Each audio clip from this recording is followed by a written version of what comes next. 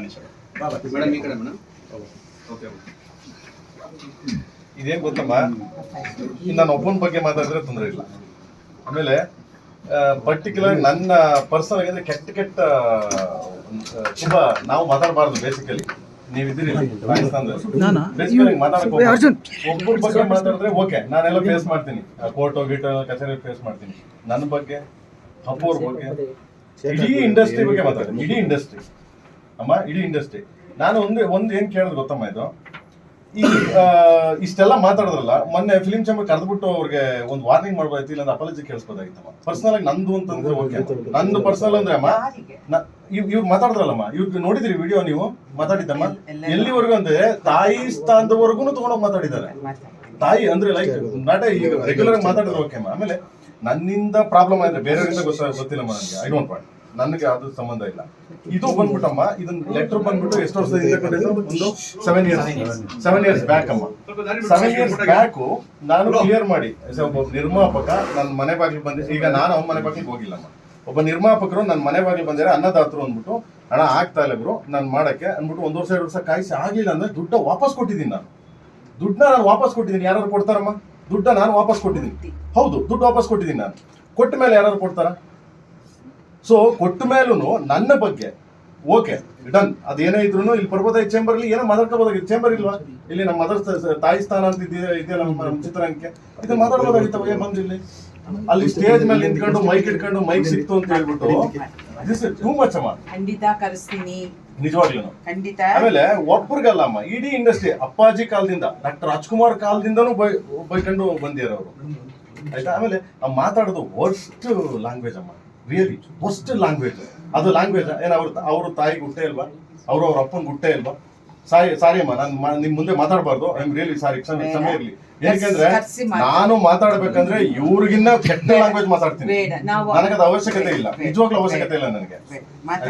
So ಏನಕ್ಕೆ ನಾನು ಬಂದೆ ಅಂದ್ರೆ ಎಂಟೈರ್ ಎಲ್ಲ ಕನ್ನಡ ಚಿತ್ರರಂಗ ಮತ್ತೆ ಕನ್ನಡ ಮತ್ತೆ ತಿರ್ಗಾ ನನ್ನ ಫ್ಯಾನ್ಸ್ಗಳಾಗ್ಲಿ, ಕನ್ನಡ ಫ್ಯಾನ್ಸ್ಗಳಾಗ್ಲಿ, ಕನ್ನಡ ಚಿತ್ರರಂಗ ಫ್ಯಾನ್ಸ್ಗಳಾಗ್ಲಿ ಎಲ್ಲರೂ ನನ್ಗೆ ಮೆಸೇಜ್ ಮಾಡ್ತಿದ್ದಾರೆ, ಪ್ರೇಮ್ ಸರ್ ಇದನ್ನ ಹಿಂಗೆ ಬಿಡಬೇಡಿ ಅಂತ. ನಾನು ಅದಕ್ಕೋಸ್ಕರ ಇದಕ್ಕೆ ನಿಜವಾಗ್ಲೂ ತಲೆ ಕೆಡ್ಸ್ಕೊತಿರಲಿಲ್ಲಮ್ಮ ನಾನು.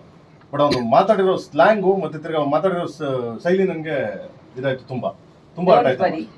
ಇದ್ರ ಬಗ್ಗೆ ಅವರನ್ನ ಕರೆಸಿ ಮಾತಾಡ್ತೀನಿ. ಹ್ಞೂ ದಯವಿಟ್ಟಮ್ಮ.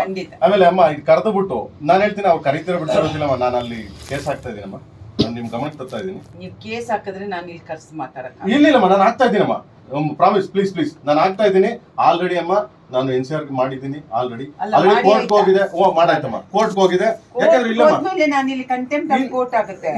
ನಾನು ನಿಮ್ಗೆ ಹೇಳ್ತೀನಿ ಎಂತಿದ್ರೆ ಅದು ನನ್ನ ಪರ್ಸನಲ್ ಅಮ್ಮ. ನನ್ನ ಪರ್ಸನಲ್ ನಾನು ಉಪ ಹಾಕೊಂಡಿದ್ದೀನಿ. ನನ್ಗೆ ಮಿಕ್ಕಿದವ್ರದ್ದು ಪರವಾಗಿ ಬಂದಿದ್ದೀನಿ. ನಾನು ಮಿಕ್ತವ್ರು ಏನೇನ್ ಮಾಡಿದ್ದಾರೆ, ಹೆಂಗೆ ಮಾತಾಡಿದ್ದಾರೆ. ಮಿಕ್ಕ ಈಗ ಅಪ್ಪವ್ರ ಬಗ್ಗೆ ಮಾತಾಡಿದ್ರು, ಅಪ್ಪವ್ರು ಏನ್ ಮಾಡಿದ್ರು ಐ ನೋ ವೆಲ್ ನಿಯರ್ ಅಲ್ವಾ. ಸೊ ನಾನು ಹೇಳ್ತಾ ಇರೋದು ಇದೇ ವಿಷಯ ಅಮ್ಮ. ಆಮೇಲೆ ದರ್ಶನ್ ಅವ್ರ ಬಗ್ಗೆ ಮಾತಾಡೋದು, ದರ್ಶನ್ ಪಾಪ ಒಳಗಡೆ ಇದ್ದಾರೆ, ಅವ್ರ ಕಷ್ಟ ಅವ್ರಿಗೆ ಗೊತ್ತಿರ್ತದೆ. ಇದ್ದಾಗ ಫೈಟ್ ಮಾಡ್ಬೇಕು, ಇಲ್ದೋದಾಗ ಇವರೆಲ್ಲ ಈ ತರ ನ್ಯೂಸೆನ್ಸ್ ಮಾಡ್ಕೊಂಡು ಓಕೆ ನಮ್ಮ ಮುಂದೆ ಬಂದ್ಬಿಟ್ಟು ಎಲ್ಲವನು ಬಾರೋ ಯಾರೋ ಗಂಡ್ಸ, ದಿಸ್ ಇಸ್ ನಾನ್ಸೆನ್ಸ್ ಅಮ್ಮ. ರಿಯಲಿ ನೀವಿದ್ದೀರಿ, ಬೇರೆಯವ್ರು ಯಾರು ಇದ್ರೆ ನಾನು ಮಾತಾಡ್ತಿದ್ದೆ, ಪ್ರಾಮಿಸ್. ಯಾಕಂದ್ರೆ ಬಾಯಿ ನಾಲ್ಗೆನೆ ಬರೋಲ್ಲ ನೀವು ಇದ್ಮೇಲೆ, ನಿಮ್ಮ ನೋಡಿದ್ಮೇಲೆ ನಮ್ಗೆ ಆಯ್ತಾ. ಅದಕ್ಕೆ ಅಮ್ಮ ನಾನು ಆಲ್ರೆಡಿ ಕೋರ್ಟಲ್ಲಿ ಇದೆ ಅಮ್ಮ. ಇವಾಗ FIR ಆಗ್ತಾ ಇದೆ ಅಮ್ಮ, FIR ಬರ್ತಾ ಇದೆ. ಈಗ 7 ಮೇಲೆ ಕೇಸ್ ಹಾಕ್ಬಿಟ್ಟೆ ಆಮೇಲೆ ಅದು ಮೂವ್ ಮಾಡ್ತೀನಿ. ಆಮೇಲೆ ನಾನು ಡೆಫಾಮೆನ್ಸ್ ಕೇಸು ಹಾಕ್ತಾ ಇದ್ದೀನಿ ಅಮ್ಮ. ಎಷ್ಟು ಕೋಟಿಗೆ ಅಂತ ಹೇಳ್ತಾರೆ, ಸೊ ಅಷ್ಟು ಕೇಸ್ ಹಾಕ್ತೀನಿ.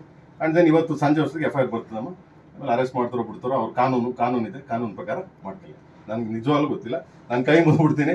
ಏನಕ್ಕೆ ಅಂದರೆ ನನಗೆ ತುಂಬ ಹರ್ಟ್ ಆಯ್ತು. ಯಾಕೆಂದರೆ ನನಗೂ ಮಕ್ಕಳಿದ್ದಾರಮ್ಮ, ನನಗೂ ನನ್ನ ಹೆಂಡತಿ ಇದ್ದಾರಮ್ಮ. ಸಮಾಜದಲ್ಲಿ ಅಟ್ಲೀಸ್ಟ್ ಎದ್ಕು ಓಡಾಡ್ಬೇಕಾದ್ರೆ ಗೌರವ ಬೇಕಲ್ಲಮ್ಮ. ಯಾರ ಮುಂದೆ ನಾವು ಮಾತಾಡ್ಬೇಕಾದ್ರು ಏನಾದ್ರು ನಾವು ಬೇರೆಯವ್ರ ಮುಂದೆ ಆ ಥರ ನ್ಯೂಸೆನ್ಸ್ ಆಗಿ ಮಾತಾಡೋದು ತಪ್ಪಲ್ಲಮ್ಮ. ಅದು ನಿಜವಾಗ್ಲೂ ಖಂಡಿತ ಕ್ರಮ ತಗೋತೀವಿ. ಈ ದೃಷ್ಟಿಯಿಂದ ಮಾಡಿದ್ದೀನಮ್ಮ. ಖಂಡಿತ ಇದನ್ನ ನಾವು ಉತ್ತೇಜಿಸಲ್ಲ.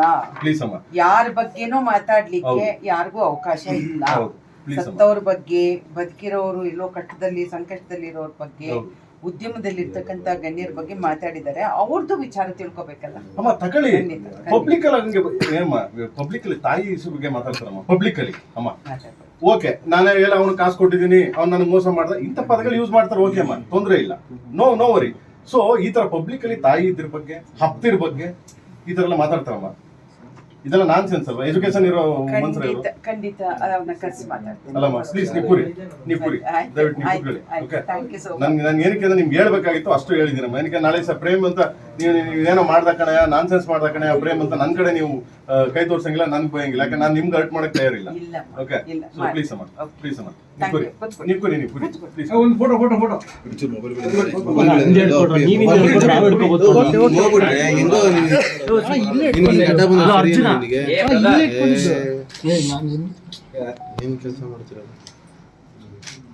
ಮಾತೃ ಸಂಸ್ಥೆ ಅನ್ನೋದ ನೀವು ಉಳಿಸ್ಬೇಕು ಇದನ್ನ. ಯಾಕಂದ್ರೆ ಕನ್ನಡ ಚಿತ್ರರಂಗ ಹಾಳಾಗ್ತಾ ಇರೋದೇ ಇದರಿಂದನೇ, ಇದೇ ವಿಷಯದಿಂದನೇ ಹಾಳಾಗ್ತಾ ಇದೆ. ದಯವಿಟ್ಟು ನೀವು ಈ ಸ್ಥಾನಕ್ಕೆ ಬಂದಿದ್ದೀವಿ, ಒಂದು ತಾಯಿ ಸ್ಥಾನದಲ್ಲಿ ಇದ್ರೆ ಮಾತೃ ಸಂಸ್ಥೆನ ಉಳಿಸ್ಬೇಕಾಗಿದೆ ನೀವು ಅಷ್ಟೇ. ಖಂಡಿತ ಎರಡೂ ಕಡೆಯಿಂದ ಅವ್ರು ಬರ್ಲಿ, ಕರೆಸ್ತೀವಿ, ಅವರು ಕೇಳ್ಬೇಕಲ್ಲ ನಾವು ಕೂಡ. ಖಂಡಿತ. ಅದರಿಂದಾಗಿ ನೀವು ನಾವು ಕ್ರಮನ ತಗೋಬೇಕು ಅಂದ್ರೆ ಅವ್ರನ್ನ ಕರೆಸಿ ಮಾತಾಡ್ತೀವಿ. ನೀವು ಇದನ್ನ ಮಾಡ್ಕೊಳ್ಳಿ, ತೊಂದರೆ ಇಲ್ಲ. ನನ್ನ ಪಡೆ ನಾನು ಮಾಡ್ಕೊಂತೀನಿ, ನಮ್ ಜಾಗಗಳಿವೆ, ಇಲ್ಲಿ ಮಾಡಿ ಅಮ್ಮ. ನಾನು ಅಲ್ಲಿ ಜಾಗ ಇದೆ, ಕೋರ್ಟ್ಗೆ ಹೋಗಿದ್ದೀನಿ, ಕೋರ್ಟಲ್ಲಿ ಮಾಡಿಸ್ತೀನಿ. ಯಾಕಂದ್ರೆ ಲ್ಯಾಂಗ್ವೇಜ್ ನನಗೆ ಅದು ಇಷ್ಟ ಆಗ್ಲಿಲ್ಲಮ್ಮ. ಯಾರೇ ಆಗ್ಲಿ, ನಾನು ಯಾವ್ದು ಹೆಣ್ಮಕ್ಳ ಬಗ್ಗೆ ಆಗ್ಲಿ, ಯಾರ ತಾಯಿದಿರ ಬಗ್ಗೆ ಆಗ್ಲಿ ಮಾತಾಡಕ್ ನಾನು ಇವತ್ತಿನವರೆಗೂ ಬಿಟ್ಟಿಲ್ಲ, ಬಿಡೋದು ಇಲ್ಲಮ್ಮ. ನಾನು ಯಾವನ್ ಎಂತ ದೊಡ್ಡ ಮನ್ಸಾದ್ರೂ ಬಿಡಲ್ಲ ನಾನು, ಅವನೇನಾಗ್ಲಿ. ದೇವರಣ್ಣ ನೀವು ಕುರಿ ಪ್ಲೀಸ್, ದಯವಿಟ್ಟು ಕುರಿ ನೀವು.